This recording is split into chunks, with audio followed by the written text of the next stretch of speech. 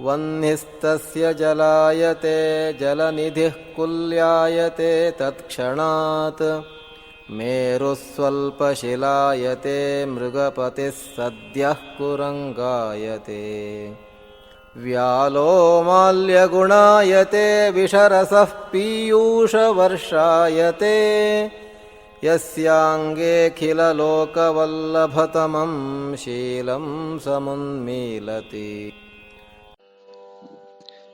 नमः सर्वेभ्यः रसिकेभ्यः।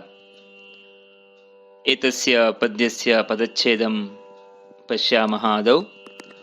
वह्निः तस्य जलायते जलनिधिः कुल्यायते तत्क्षणात् मेरुः स्वल्पशिलायते मृगपतिः सद्यः कुरंगायते व्यालः माल्यगुणायते विषरसः पीयूषवर्षायते यस्य अंगे अखिललोकवल्लभतमं शीलं समुन्मीलति। अत्र पुनरेकवारं कविः शीलस्य वैभवं महत्त्वञ्च वर्णयति। यस्य अंगे अखिललोकवल्लभतमं शीलं समुन्मीलति। अंगे इत्युक्ते शरीरे अवयवेषु। अंगं प्रतीकोऽवयवोपघानोऽथ कलेवरम् इति कोशकारः वदति। इत्युक्ते तस्य प्रत्येकम् अवयवे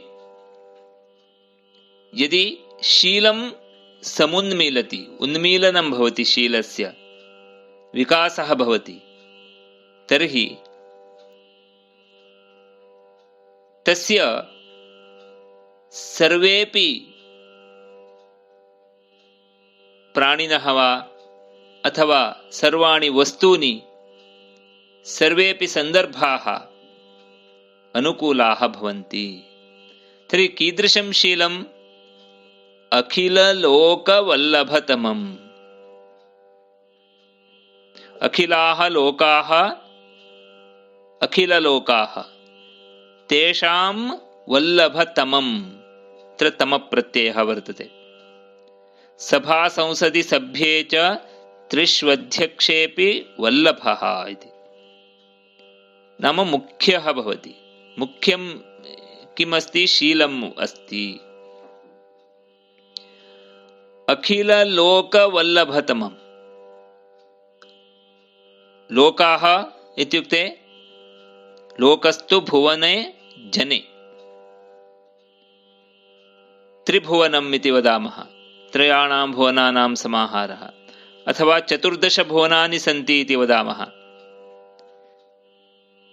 सर्वेषु भुवनेषु, सर्वेषु लोकेषु शीलस्य महत्त्वं वर्तते। अतः शीलं सर्वलोकवल्लभतमं वर्तते। तादृशं शीलं यदि संपूर्णे व्यक्तित्वे विकसति तर्हि तस्य सर्वेपि अनुकूलाः भवन्ति। तर्हि के अनुकूलाः भवन्ति इति कविः वर्णयति इति वयम् अत्र पश्यामः। तस्य वह्निः जलायते। अग्निर्वैश्वानरो वह्निः। अग्निः दहति, उष्णः अस्ति, परन्तु सः जलायते। जलस्य गुणः शीतस्पर्शवत्यः आपः इति तर्कशास्त्रे उक्तम्। जलस्य गुणः एव शीतस्पर्शः। अतः अत्र कविः किं वक्तुम् इच्छति इत्युक्ते, जलायते इत्यत्र क्यङ् इति प्रत्ययः वर्तते। पुनः लट् लकारे एतत् रूपम्। जलमिव आचरति इत्यर्थः। इत्युक्ते वह्निः जलमिव आचरति। जलं कथम् आचरति? शीतस्पर्शं वहति, तथैव वह्निः अपि करोति इत्यर्थः। एतत् कस्य कृते? शीलं यस्य अंगे समुन्मीलति तस्य। अग्रे वदति जलनिधिः कुल्यायते इति। जलनिधिः इत्युक्ते समुद्रः, सागरः, जलस्य निधिः। समुद्रः कुल्यायते स्यात् कुल्याल्पा कृत्रिमा सरित्। कृत्रिमा सरित् तस्याः दैर्घ्यमपि अधिकं न भवति, विस्तारः अपि अधिकः न भवति। अतः सुलभतया कश्चन तीर्त्वा गन्तुं शक्नोति, परन्तु समुद्रं तीर्त्वा गन्तुं कष्टकरं वर्तते। अतः अत्र कविः किं वक्तुम् इच्छति इत्युक्ते जलनिधि कुल्यायते, लघ्वी नदी इव भवति, सुलभतया तर्तुं शक्यते। तत्क्षणात् तदा एव इत्यर्थः, तत्क्षणे एव। पुनः किं भवति? मेरुः स्वल्पशिलायते। मेरुपर्वतः इत्युक्ते महान् पर्वतः वर्तते। मेरुः सुमेरुर्हेमाद्री रत्नसानुः सुरालयः। तादृशः मेरुपर्वतः अपि स्वल्पशिलायते इत्युक्ते स्वल्पा शिला इव आचरति। मेरुपर्वतारोहणं बहु कष्टकरं, परन्तु लघुशिलायाः उपरि सुलभतया वयं पादं स्थापयितुं शक्नुमः। तथा मेरुपर्वतः अपि लघुशिलार रूपः भवति इति अत्र कविः वदति। अग्रे वदति मृगपतिः सद्यः कुरंगायते।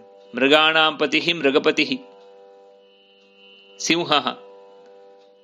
सिंहः सद्यः, सद्यः इत्युक्ते इदानीं, सपदि, सद्यः सपदि तत्क्षणे इति वदति।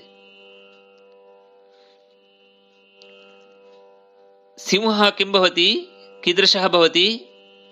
कुरंगायते, कुरंगः इव आचरति। मृगे कुरंगवातायु हरिणाजिन योनयः इति कोशकारः वदति। मृगः इव साधु भवति, क्रूरः न भवति।